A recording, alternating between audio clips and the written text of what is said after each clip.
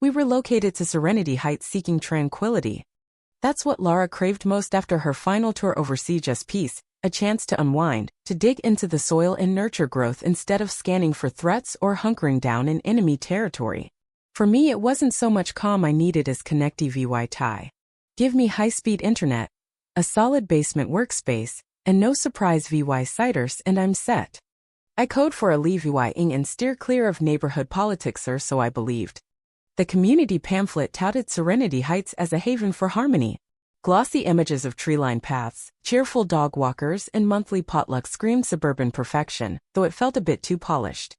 Still, we were exhausted enough to buy into the promise of a utopia with a weekend craft fair and secure gates. The first hint we'd misjudged came on MOVYing day. For sleek black golf carts lined up outside the rec center, each emblazoned with bold white letters, SSD Subdivision Safety Detail. I thought it was a prank. They even had cup holders in cartoon owl decals like a tactical twist on a garden club. Lara just studied them, her face blank. Later, she'd point out their rugged, all-terrain tires. Then came Marjorie Platt, the HOA president and self-appointed overseer. She arrived 23 minutes after we pulled in, grinning like she just won a local election in a landslide. Dressed in a navy blazer adorned with quirky pins, clutching 2 binders, she greeted us as if we just joined her personal domain. "Welcome to Serenity Heights," she chirped. "We're a proud community rooted in structure, respect, and unity. I'm here 24/7 for any concerns." Lara nodded courteously. I took the handbook she thrust at me and skimmed it. The rules were wild: no outdoor laundry, grass capped at 2.5 inches, no disruptive leisure activities. I asked what that last one meant. Marjorie's smile tightened. "You'll figure it out," she said. Lara, who once defused an explosive in a downpour, thanked her politely like she'd been handed a memo instead of a manifesto, then retreated to organize the garage. It's her decompression ritual. Arranging tools, setting up motion sensors. I told myself she was just being thorough, old instincts at play. I didn't realize she'd already scoped out 6 vulnerabilities and charted an exit path before the movers even left. In hindsight, the red flags were glaring: the golf carts, the volunteers with earpieces, the laminated emergency protocols on every streetlight. We should have seen it. But Lara wanted a flower bed, and I wanted a network hub. We thought we could stay off the grid. Turns out we didn't settle into a neighborhood we landed in a war zone. We just didn't know it yet. The tension simmered like a low hum. Small stuff at first. Marjorie delivering friendly notes about shrub trimming, the patrol cart circling slowly like hawks over a field. Lara shrugged it off with her usual cool, as if constant surveillance was just part of the scenery. Then on day 9 she geared up for a morning run: hoodie, sneakers, earbuds. "Just a quick lap," she said, sipping chamomile tea like it was any other Wednesday. "Back before the HOA banned sunrise," I teased. She smirked. "If they try, I'll appeal to the Dawn Council." 10 minutes later I was at my desk, coding, coffee in hand, when the perimeter alert chimed. I expected a mail truck. Instead, the feed showed 2 SSD carts parked at an angle across the street, forming a makeshift barricade. And there was Lara, stock still, hands slightly up, expression steady. Facing her was a guy I didn't recognize, mid-40s, paunch straining his tactical vest, pistol drawn, aimed. My mug hit the floor. I bolted outside as 2 more SSD lackeys flanked him, looking like they'd stumbled into a roleplay gone wrong. The guy was shouting, "ID! Where's your ID? This is a controlled area. She's jogging." I yelled, forcing my voice level. "She lives here." "Sir, back off," he barked, eyes flicking to me, gun steady. "She's non-compliant." "Suspicious." "Suspicious." Lara's tone was low, unshaken. "Because I'm running?" "Nova Y Cybel resident tag," he snapped. "That's a breach of section." "Are you a cop?" she cut in. A pause. His chest puffed. "We're HOA security. Outrank city police here." Lara's lips twitched a flicker of a smile, the kind that says you just stepped into quicksand. "Sir," she said evenly, "lower your weapon. For your sake." He didn't. In 3 seconds flat, his gun was in the grass, and he was face down, arm twisted behind him with textbook precision. Lara wasn't even winded. She whispered something to him, froze. Real cops rolled up 5 minutes later, lights flashing. A young officer with keen eyes stepped out. "What's happening?" The SSD crew erupted, claiming assault, defiance, HOA disrespect. The officer turned to Laura. "Ma'am, ID." She pulled a slim wallet from her pocket, flipped it open. I couldn't see it, but the cop's brows shot up. He studied it, glanced at the groaning captain, then said, "You're clear." "You lot," he told the SSD, "put the toy guns away before someone gets hurt." They muttered about community standards, but no one stopped Laura as she walked back to me. "You good?" I asked, pulse racing. She nodded. He held the gun sideways, she deadpanned. "Like a gangster flick." I laughed, more from nerves than amusement. 10 minutes later, Marjorie appeared, binder in tow, lips tight, staring daggers at her downed officer. She said nothing, but her glare was molten. Laura sipped water like she hadn't just flipped a vigilante on his face. That was the spark, because instead of backing off, Marjorie dug in. She didn't know she just challenged a woman built to win wars. We didn't realize we'd just become HOA public enemy number one. Things didn't settle, they got eerie. Not peaceful eerie, but the thick, buzzing kind before a storm. The HOA didn't confront Laura again directly. They didn't need to. They watched. Carts rolled by hourly, sometimes pausing to scribble notes, sometimes idling across the street with shades and radios like it was a sting operation. One aimed a speed gun at our mailbox. "I am serious." Laura stayed composed, sipping tea on the porch, running shorter loops. But I saw her eyes sweep rooftops, her head tilt when a cart lingered. She wasn't just alert, she was profiling them. One night, I caught her rigging a sensor by the garden gate. "Thought we were covered," I said. Reinforcing the line, she replied, not looking up. Another day, she marked up a neighborhood map, lines, circles, notes. "Escape plan." I joked. "Observation points," she said flat. "Weak spots, chokeholds. They're boxing us in without stepping over." She was right. It wasn't just petty Anna-Marie, it was calculated. The HOA was waging a silent war with memos and patrols.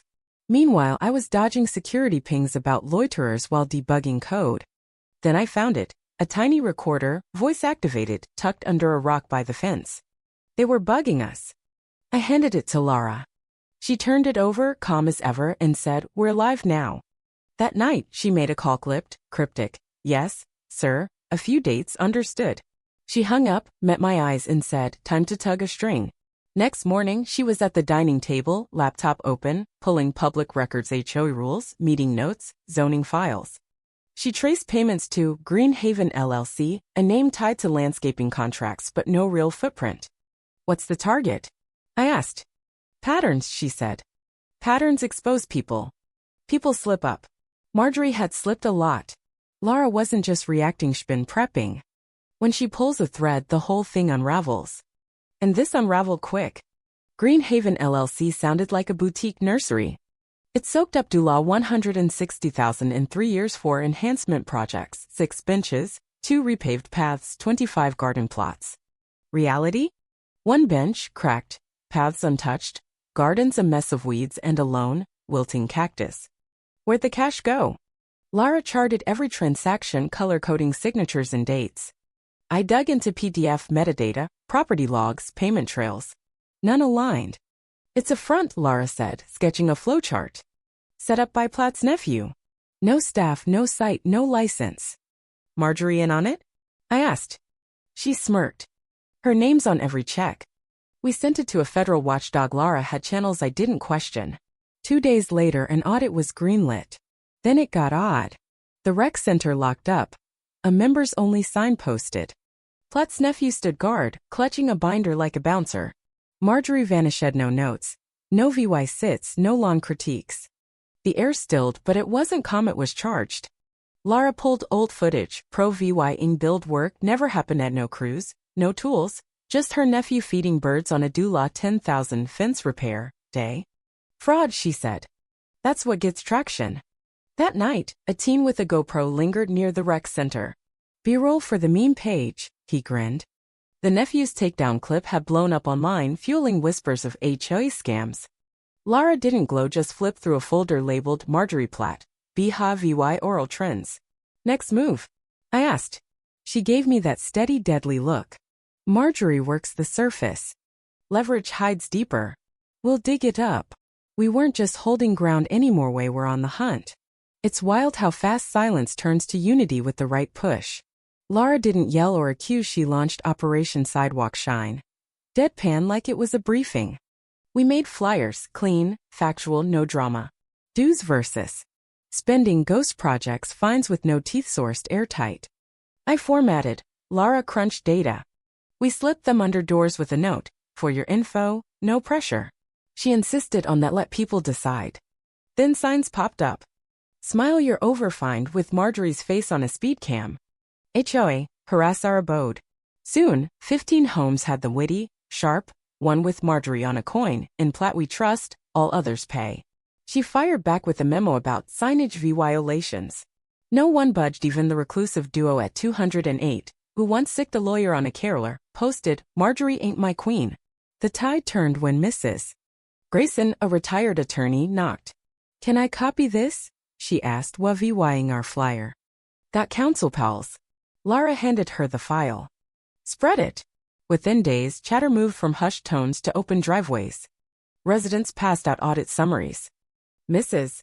Grayson drafted a petition for a city probe, needed 30 signatures, got 62 in 48 hours. Marjorie countered with the live stream, Madam President, Blazer and all, calling Lara's EVY Denke a subversive plot. She floundered as the GoPro kid aired SSD goons tripping into trash bins viral by breakfast. Fear faded, people got loud, curious. We found thank yous in our mailbox, one read. Didn't know we were on a sitcom. Thanks for the remote. What's next? I asked Lara. She eyed the idle carts, dust on their horns. We make it stick. The city hearing was set for Thursday, 7 p.m. By 6:30, it was a block party, chairs, snacks, fans mocking HOA, hilariously obnoxious authority. Lara went low-key, jeans tea folder. Marjorie rolled in late, scarf flowing, binder thumping, trailed by a guy with a cheap earpiece. She demanded extra time, shot down, then unleashed a rant. Disloyal residents, coordinated terror. Her slideshow featured Lara jogging in a mask, a lawn defiance graph, a fake headline. Rogue operative ruined serenity. The crowd snickered. The chair cut her off. Mrs. Flat enough. Lara stepped up, no frills, and laid it out. Shell company, fake invoices, VY Deo proof, illegal fine 5 minutes, done. I'm ex-Army, trained in analysis and compliance, she added. This isn't personnel, it's duty. A councilman perked up. Task Force 29B? She nodded faintly. Can't say, sir. He grinned. Welcome back. Marjorie deflated. The ruling, HOA paused, full audit ordered, plat to turn over records. As we left, Lara stayed stone-faced, said not VY Tory, just a step. Marjorie didn't slink away. Days later, a typed, legal, rant hit our porch, 8 pages of gibberish, bad citations, coffee-stained. Lara laughed, overturned case from 86 and forwarded it federally. Marjorie doubled down, a live stream claiming paramilitary sabotage, a tank beside Lara's pic. Then a flimsy restraining order tossed by a judge in minutes. The SSD made a last stand, carts parked, binoculars out. Lara handed one a water bottle. Hydrate, 47 minutes is too long. Next day, she triggered a federal cease and desist. A silent agent delivered it. Marjorie froze. The clubhouse shut. Carts vanished, quiet settled real quiet. She tried court solo, another slideshow, dissident gardening charts. The judge buried her, restitution, decade ban, state re-VYEW. Serenity Heights breathed. Kids biked, lights glowed, zucchini piled up. Lara jogged again, tinted roses. We hosted a barbecue, cake red, hero, 0 fines since 24. Then an SUV arrived, black, no plates. A crisp man handed Lara an envelope. She scanned it, calm. Later, a note on my desk. Marjorie was practice. This is it. At dawn, she left with them, steady, no glance back. She doesn't. New HOA heads Jim, ex-mailman, one rule. Don't be a jerk. It's holding. I check cam squirrels now. Lara's out there, mid-next chapter.